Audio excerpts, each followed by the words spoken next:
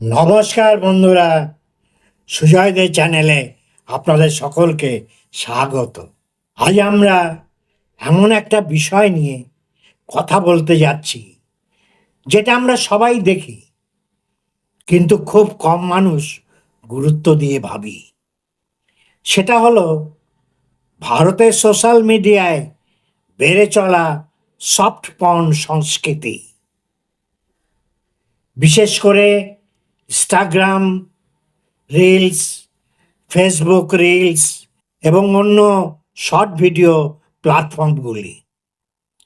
এটা কি সত্যি এন্টারটেনমেন্ট, নাকি চোখের সামনে ধীরে ধীরে সফট পর্ন ঢুকিয়ে দেওয়া হচ্ছে? এই কৌশলে বর্তমান প্রজন্মকে ধীরে ধীরে ধ্বংসের দিকে ঠেলে দেওয়া হচ্ছে নাকি? আজ একটা প্রশ্ন, শরীর দেখিয়ে যদি টাকা আসে তাহলে পড়াশোনা করে কি হবে? আজ ইনস্টাগ্রাম আর ফেসবুক খুললেই দেখি রিলস বানিয়ে ক্রিয়েটার্সরা হাজার হাজার লাখ লাখ টাকা আয় করছে। কিন্তু এই ভিডিওগুলো আমাদের সমাজকে কোন দিকে নিয়ে যাচ্ছে? এরা কি দিচ্ছে? এই কারণেই অস্ট্রেলিয়ার মতো দেশে 16 বছরের নিচে অপ্রাপ্তবয়স্কদের সোশ্যাল মিডিয়া প্রবেশ বন্ধ করা হয়েছে। ইউরোপের বিভিন্ন উন্নত দেশে এই রকম আইন আনার কথা ভাবা হচ্ছে। তাহলে প্রশ্নটা আমাদের জন্য, আমরা কি ভাবছি? আপনি একটু লক্ষ্য করে দেখুন,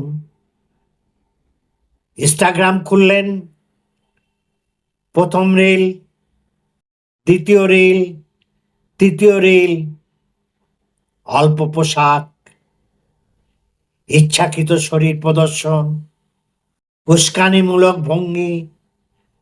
অনেক সময় এই জাতীয় রিলের সঙ্গে কোনো প্রতিভা থাকে না, কোনো বার্তা থাকে না, শুধুই নগ্ন শরীর প্রদর্শন।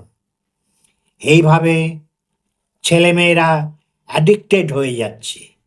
একবার আপনি ফেসবুক বা ইনস্টাগ্রামে এইরকম একটি রিল দেখলেন, অ্যালগরিদম পরের দিন থেকে আপনাকে ক্রমাগত এই জাতীয় রিল পাঠাতে শুরু করবে। এটা সরাসরি পর্ন নয়, কিন্তু এটাকে সফট পর্ন না বললে সত্যিটা বলা হয় না। সমস্যাটা কোথায়? সমস্যা শুধু পোশাকে নয়, সমস্যা হলো উদ্দেশ্য, নিয়ন্ত্রণহীনতায় আর প্রভাবের গভীরতায়। নিয়ন্ত্রণের অভাব, ল্যাক অফ রেগুলেশন। ইনস্টাগ্রাম বা ফেসবুক বলে আমাদের কমিউনিটি গাইডলাইন্স আছে, কিন্তু বাস্তবে কি হয়? একজন কন্টেন্ট ক্রিয়েটার দিনের পর দিন ইচ্ছাকৃতভাবে সীমার গণ্ডি ঠেলে কন্টেন্ট বানাচ্ছে, আর অ্যালগরিদম সেটাকেই বেশি পুশ করছে। কারণ বেশি স্ক্রিন শো ইকুয়াল টু বেশি ওয়াচ টাইম, বেশি ওয়াচ টাইম ইকুয়াল টু বেশি অ্যাড রেভিনিউ। এখানে নৈতিকতা নয়, প্রাধান্য পাচ্ছে ব্যবসা আর অপ্রাপ্তবয়স্কদের উপরের কুপ্রভাব। এটা সবচেয়ে ভয়ঙ্কর দিক। আজকের দিনে 12-13 বছরের বাচ্চাদের হাতে স্মার্টফোন, নিজের আলাদা ইনস্টাগ্রাম অ্যাকাউন্ট। এখন ভাবুন, এই বয়সে তারা যদি প্রতিদিন এই ধরনের সফট পর্ন কন্টেন্ট দেখে, তাহলে তাদের মানসিক গঠন কোন দিকে যাবে?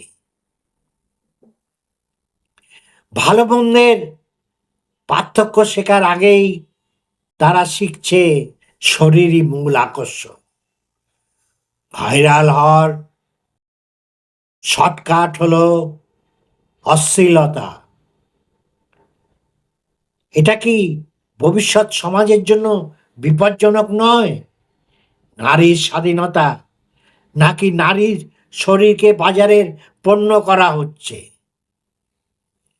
অনেকেই বলেন এটা নারীর স্বাধীনতা। হ্যাঁ, স্বাধীনতা অবশ্যই গুরুত্বপূর্ণ, কিন্তু প্রশ্ন হলো এটা কি নিজের ইচ্ছা নাকি অ্যালগোরিদমের চাপ? এটা কি এম্পাওয়ারমেন্ট নাকি শরীরকে শুধুই ভিউ বাড়ানোর হাতিয়ার বানানো? যখন একজন নারী বা পুরুষ শুধু শরীর প্রদর্শনের মাধ্যমে পরিচিতি পাচ্ছে, তখন সেটা স্বাধীনতা কম, কমার্শিয়াল অবজেক্টিফিকেশন বেশি হয়ে যায়। এই ধরনের ভিডিও সহজেই স্ক্রিন রেকর্ড করা যায়, অন্য জায়গায় ছড়ানো হয়, বিকৃত মন্তব্য, ট্রলিং শুরু হয়। অনেক সময় কন্টেন্ট ক্রিয়েটার নিজেও বুঝতে পারে না। একবার ইন্টারনেটে গেলে তার উপর আর কোনো নিয়ন্ত্রণ থাকে না। এর ফল মানসিক চাপ, সাইবার বুলিং, কখনো কখনো ব্ল্যাকমেল। ভারত কোনো একক সংস্কৃতির দেশ নয়।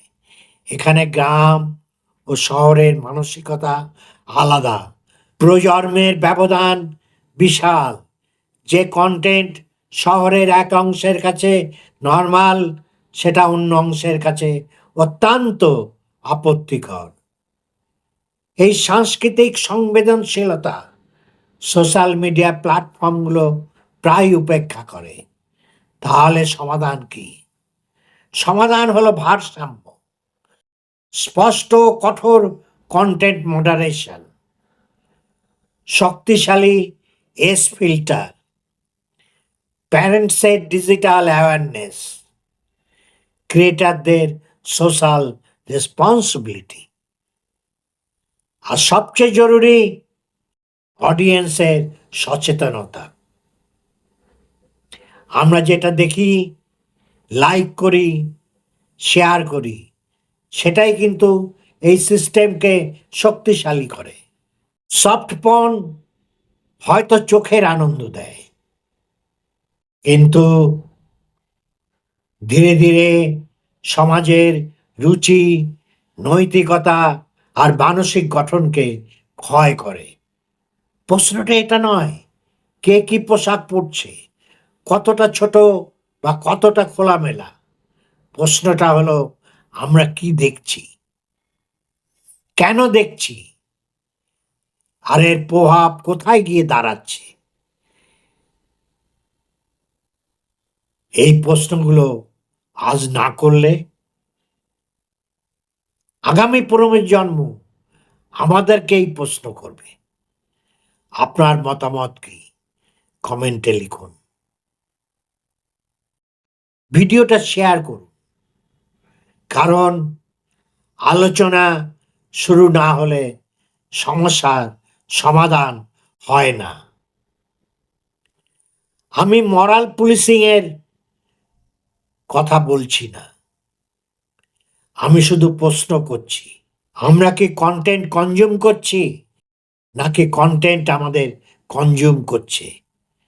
একটু ভেবে দেখুন, কারণ অ্যালগোরিদম এর কোনো নৈতিকতা নেই, কিন্তু আপনার আছে। আমরা স্পষ্ট কথা, খোলামেলা কথা, সোজাসুজি, সোজা সাপটা ভাবে বলতে ভালোবাসি। আমার এই ভিডিও যদি আপনাদের ভালো লাগে, লাইক করুন, শেয়ার করুন, কমেন্ট করুন।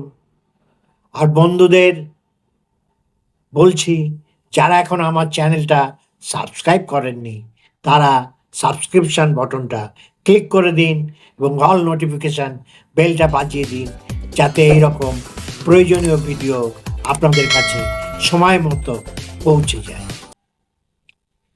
আবার আসবো নতুন একটা ভিডিও নিয়ে। ততদিন আপনারা সবাই সুস্থ থাকুন, ভালো থাকুন, আনন্দে থাকুন।